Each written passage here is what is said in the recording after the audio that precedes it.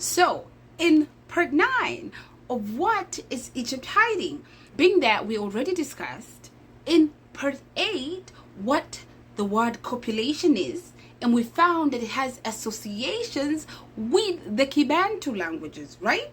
All right, now let's go over and look at the Egyptian word for water. Remember that Moses seemed to have an affinity for water. Now, first, not only was he, as a way of saving him, his mom made a basket for him, and therefore he was floating on the water. That's how Pharaoh's daughter was able to raise Moses. Now, the second affiliation that Moses had with water was being able to split the seas into two, and of course thereby find an escape for the ancient Israelites out of their slavery and their bondage in Egypt. All right? Now, without further ado, let's examine what the ancient Egyptian word for water is. Now, let's examine, okay, according to Fergus Sherman, of course, love Fergus Sherman. Here he represents the hieroglyphs for the word water. And what are they? Let's look at that. Okay, it goes with the consonants MW, all right? Now, you will find that in the Kichewa Bantu language, that word for water doesn't really change in Kichewa, okay? So MW becomes moi, which is water in the Kichewa language, all right? Now, again, see, another Bantu connection. Now, Fergus Sherman also brings on another Swahili word that he compares with the word that he can really compare, as a variation with the word for water in ancient Egypt, right? In Swahili, the word for rain is what? Or rainwater, okay? Rain or rainwater is mvua, okay? That goes with the consonants MV, the consonantal block MV. Now, we know very well within language, sometimes with phonetic variation, W can become a V, all right? V can sometimes become a B, all right? So as a phonetic variation in Swahili, the consonants will be MV. Ancient Egyptians, MW. You see that? So it's still the same word, mvua, mua, moi. Now, other than that, you will find within Bantu languages as a prefix, MWA or MA is usually used as a word, okay, prefix to denote water. That's why you'll see within Swahili, water is maji. You see that? In Ekegusi, it's mache. Ma, moi. They usually vary in that regard.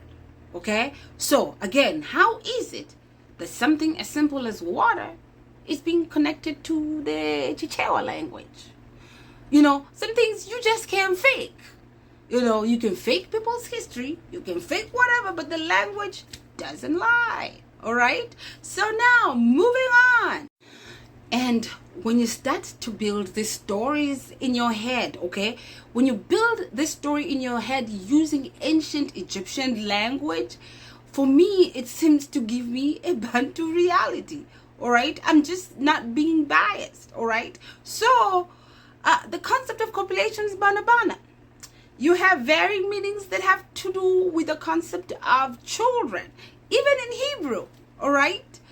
Now, when it comes to rain and water, you find the words within Bantu languages. So Moses and Jesus and Mary and Joseph, they were speaking, it looks like, a predominantly heavy Bantu language. Okay, so, but I'm not done yet. I'm coming up with more terms. So, remember, in Exodus 2, verse 7, it talks about Pharaoh's daughter coming across a floating basket in a river. And inside the basket, she finds baby Moses, right? But his sister had been watching from a distance, all right? And she ran behind she ran behind, or basically was stalking the basket. And when the princess picked up the baby, okay, and she realized, oh my God, this basket has a baby. His sister Miriam went over, and she ran over to the princess and she said, oh, your majesty, I know a Hebrew woman who's a really good nurse who can take care of your child. Okay, very smart girl, I must say. All right, now that way she was able to keep track of her brother, and then they wouldn't have to fear the child possibly getting killed by the king's guards, okay, as instructed, right? So now let's look at what the word for one who nurtures or one who rears a child, okay, which in modern day terms or English, which in English, of course, we would call a nanny, and in Swahili, ayaya. All right. Now, the ancient Egyptian word for rearing or nurturing, or basically being a nanny. So, the consonants shown over here that are the words that represent to nurse a child, right, are the two consonants R, okay? R are the two consonants. Now, this will get very interesting.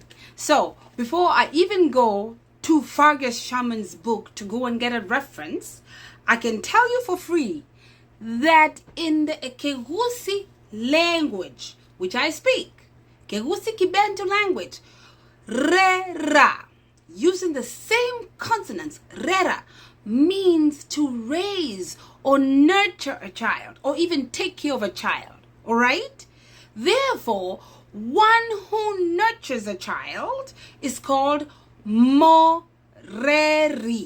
Okay? Mo is just a prefix for something or someone with a soul. So, moreri. That is a nanny. So, it looks like when Miriam saw the princess picking up her brother, she went and said, I know a good moreri who can rear this child. Okay, isn't that interesting? Now, within the Kikuyu language too, I don't know too much, but Kikuyu language, when you say rera, rera means to cry. All right? Because when you nurture a child, you should expect that part of the process of rearing that child or nursing that child is soothing that child so the child doesn't cry. Oh, rera. All right, we do have other variations in other languages as well, of which Fergus Sherman over here does talk about. All right, and you will see that within the Kiswahili Bantu language, the word lea, okay, lea is to bring up a child, or rea, right, depending on the dialect you come from. Now, the next word over here you have is in the Kishona Bantu and also Kikuria Bantu and Kishona Bantu. The languages given for nurturing a child, of course, is Rera as well. All right. And then in Namibia, okay, with the Oshidonga Bantu, the word is Lela, okay. And in Luganda, the word is Lera, okay. In Kishona Bantu, one who nurtures a child is Mureri, not different from Ekegusi, right? So you will see Oshidonga Bantu is also Omuleli. So please tell me if the current Egyptians that live there, okay, their language should have something that points to that.